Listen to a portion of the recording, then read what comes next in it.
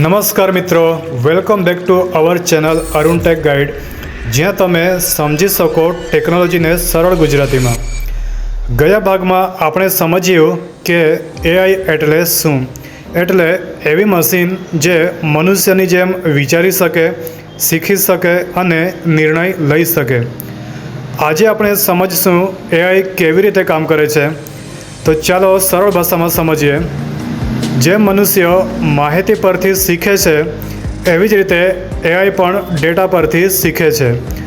ઉદાહરણ તરીકે, જો આપણે એને 1000 ફોટા બતાવીએ સફરજનના, તો એઆઈ એ ફોટામાંથી શીખશે કે સફરજન કેવું દેખાય છે. પછી જ્યારે તમે એને નવો ફોટો બતાવો તો એ તરત જ કહી દેશે, યસ ધીસ ઇઝ એપલ.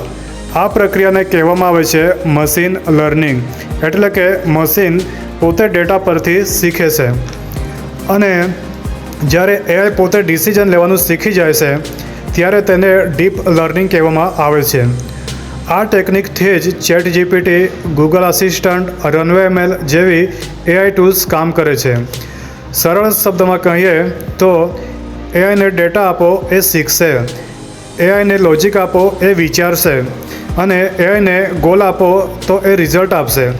તો મિત્રો, આવું જ છે એઆઈનું મેજિક. જો વિડીયો ઇન્ફોર્મેટિવ લાગ્યો હોય તો લાઈક કરો, કમેન્ટ કરો અને ચેનલને સબસ્ક્રાઈબ કરવાનું ભૂલશો નહીં. આવતા ભાગમાં આપણે જાણીશું એઆઈ કયા કયા ક્ષેત્રમાં ઉપયોગ થાય છે અને આપણા જીવનમાં શું ફેરફાર લાવી રહ્યું છે.